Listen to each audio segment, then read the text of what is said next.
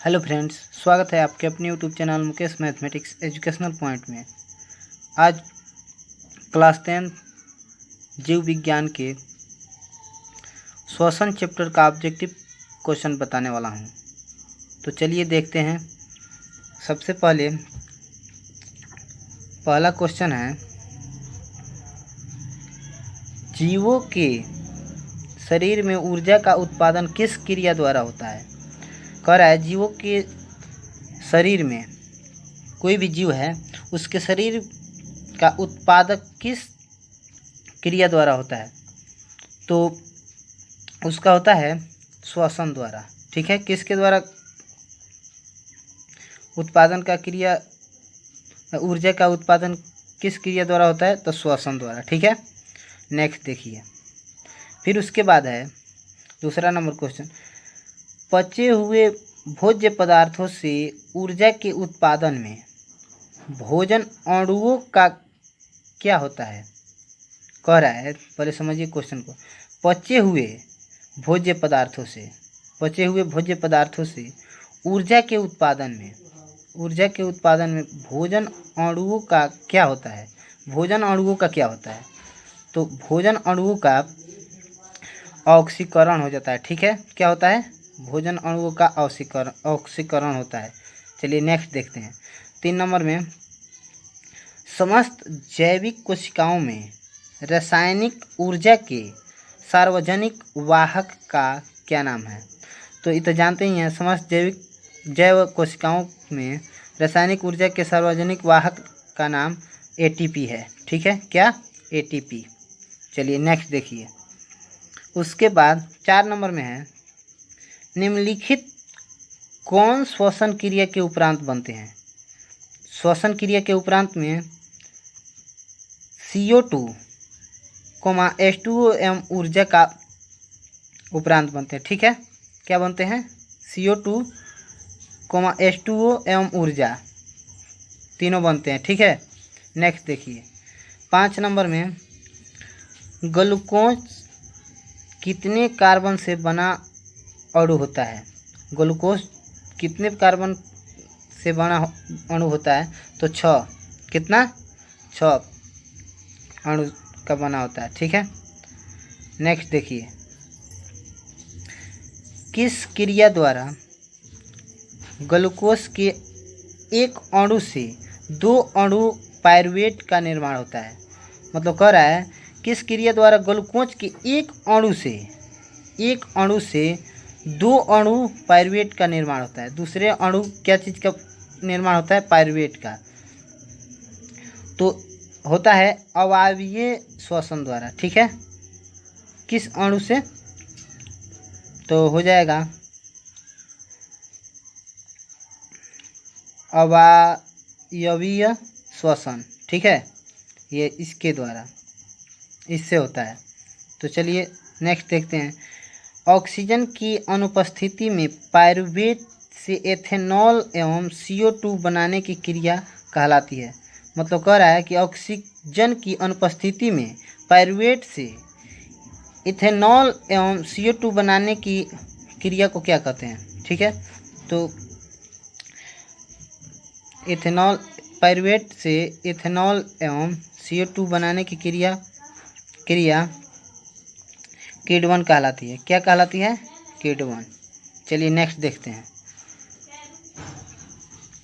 उसके बाद, निम्नलिखित किसमें किड-1 क्रिया होती है। निम्नलिखित में, इसमें देखना है, सभी ऑप्शन पढ़ के देखते हैं। पेशी कोशिकाओं में, इसमें भी नहीं होता है। देखिए ईस्ट में होता है। ठीक है, ईस्ट में हो जाता है। ठीक है, चलिए नेक्स्ट देखते हैं। बहुत ज़्यादा चलने या दौड़ने से हमारी मांसपेशियों में क्रैम्प या तकलीफ क्यों होती है। ज़्यादा चलने या दौड़ने से हमारी मांसपेशियों में क्रैम्प या तकलीफ क्यों होती है, तो इसका हो जाएगा अधिक मात्रा में लैक्टिक अम्ल के संचयन से। ठीक है, किस कारण से हो जाता है, तो अधिक मात्रा में लैक्टिक अम्ल के संचयन से। ठीक है, याद रखिएगा इसको। इसी के कारण तकलीफ होने लगता है। चलिए नेक्स्ट क्वेश्चन देखते हैं।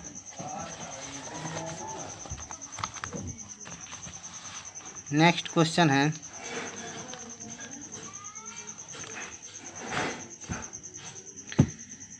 पायरुवेट का पूर्ण ऑक्सीजन कहाँ होता है?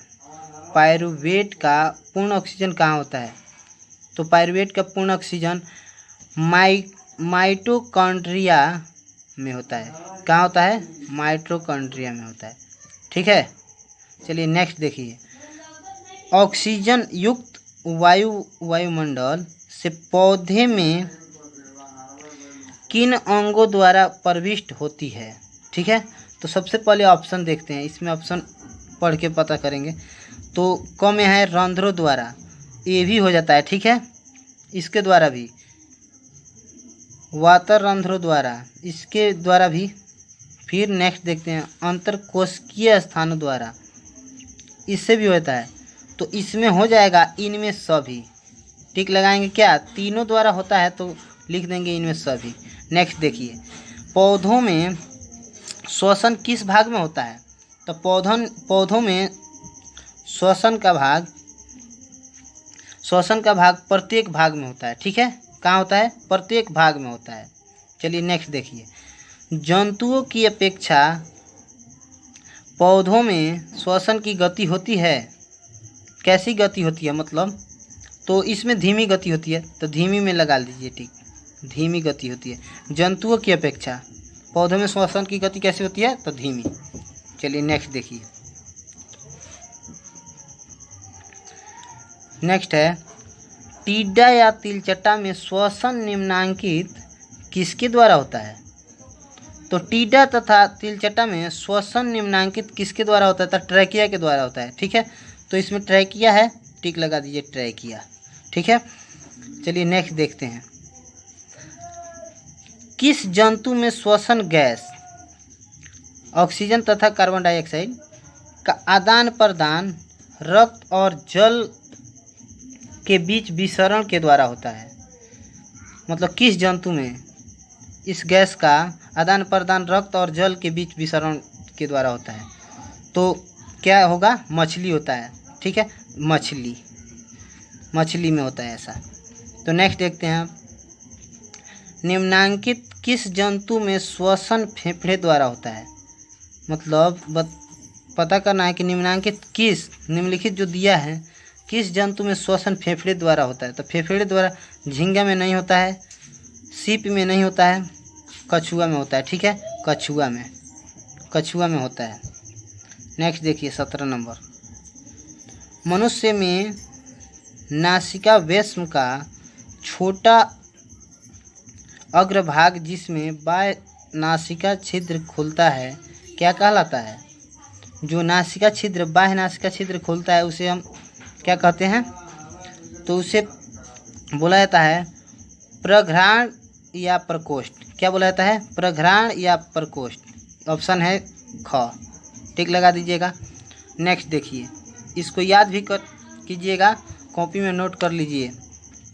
ठीक है, अब उसके बाद 18 नंबर, निम्नांकित कौन सीधे वायुकोश या एल्वियोलाई में खुलती है? निम्नांकित, इसमें भी निम्नलिखित दिया है। ठीक है,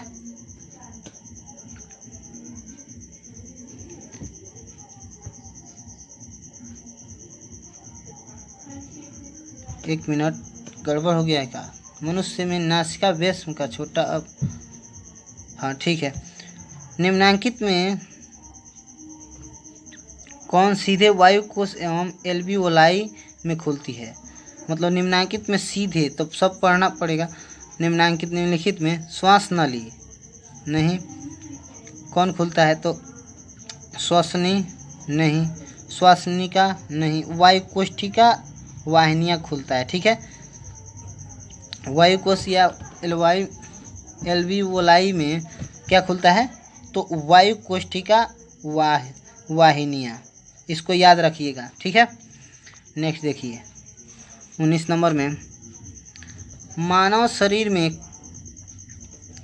शरीर की कौन सी रचना वक्ष गुहा को उदर गुहा से अलग करती है। मतलब जो वक्ष गुहा को उदर गुहा से क्या करती है, अलग। तो क्या, तो डायफ्राम। ठीक है, तो डायफ्राम यहाँ है, डायफ्राम में टिक लगा दीजिएगा। क है ऑप्शन, इसमें क्या है, क। नेक्स्ट देखिए, श्वसन के दौरान जब पसलियों के बीच स्थित पेशियां संकुचित होती है तब क्या होता है। तो देखिए, वक्ष गुहा संकुचित हो जाता है, नहीं होगा। वक्ष गुहा फैल जाता है, हाँ, अब वक्ष गुहा क्या हो जाता है, फैल जाता है। यही हो जाएगा आपका ऑप्शन। ठीक है, नेक्स्ट देखिए, शरीर रक्त में ऑक्सीजन की मात्रा वायुमंडलीय हवा की अपेक्षा क्या होती है, तो बहुत कम होती है। क्या होती है, बहुत कम, बहुत ज़्यादा नहीं, बहुत कम, समान भी नहीं होगा। ठीक है, बहुत कम होता है, याद रखिएगा इसमें। एक कोशिकीय जीव, नेक्स्ट क्वेश्चन 22 नंबर, एक कोशिकीय जीव जैसे अमीबा, पैरामीशियम में श्वसन गैसों का आदान प्रदान निम्नलिखित किसके द्वारा होता है। मतलब जैसे एक कोशिकीय जीव है ये, जैसे अमीबा, पैरामीशियम में श्वसन गैसों का आदान प्रदान निम्नलिखित किसके द्वारा होता है। तो इसमें देखना है कि किसके द्वारा होता है। तो इसमें होता है, जैसे पहला है कोशिका झिल्ली से विसरण द्वारा, यही होगा। ठीक है, कोशिका झिल्ली से विसरण द्वारा, रक्त के माध्यम से नहीं, गिल पटलिकाओं द्वारा नहीं, फेफड़ों द्वारा भी नहीं होगा, कोशिका झिल्ली से विसरण द्वारा। ठीक है, याद रखिएगा इसको। चलिए नेक्स्ट देखते हैं 23 नंबर, निम्नलिखित में श्वास नली या ट्रैकिया के लिए क्या सही है। निम्नलिखित में श्वास नली या ट्रैकिया के लिए क्या सही है। यह रक्त से भारी होती है, नहीं। शाखित तथा वायु से भारी होती है, हाँ, यही होगा। ठीक है, शाखित तथा वायु से भारी होती है। चलिए नेक्स्ट 24 नंबर देखिए, 24 नंबर में है, निम्नांकित कौन मानव श्वसन तंत्र का भाग नहीं है। मतलब इसमें देखना है कि मानव श्वसन तंत्र का भाग कौन नहीं है। तो नासिका छिद्र है, श्वसन नली है, गिल्स नहीं है, मानव में गिल्स नहीं ना है, तो यही हो जाएगा। ठीक है, टिक लगा लीजिएगा। अब 25 नंबर है,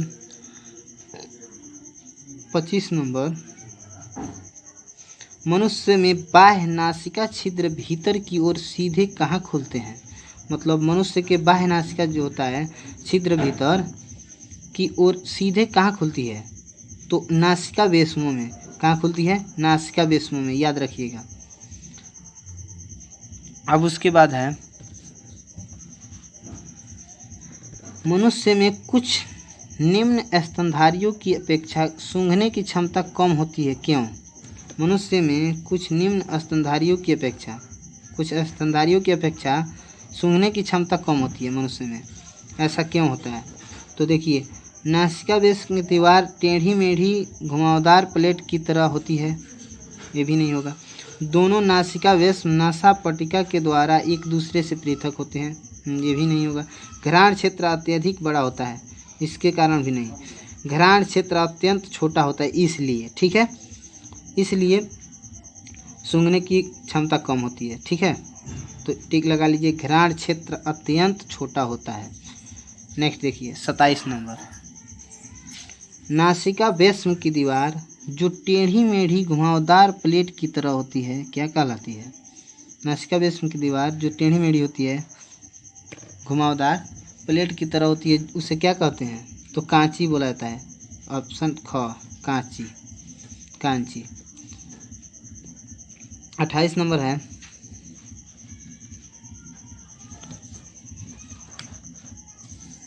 मनुष्य में ट्रेकिया की लंबाई लगभग कितनी होती है। तो मनुष्य में ट्रेकिया की लंबाई 11 सेंटीमीटर होता है, 11 सेंटीमीटर का ऑप्शन है। ठीक है, चलिए तो आज के लिए इतना ही, इस वीडियो में इतना ही। अगर यह वीडियो आपको पसंद आया हो तो इस वीडियो को लाइक, सब्सक्राइब एंड शेयर ज़रूर करें। Thank you.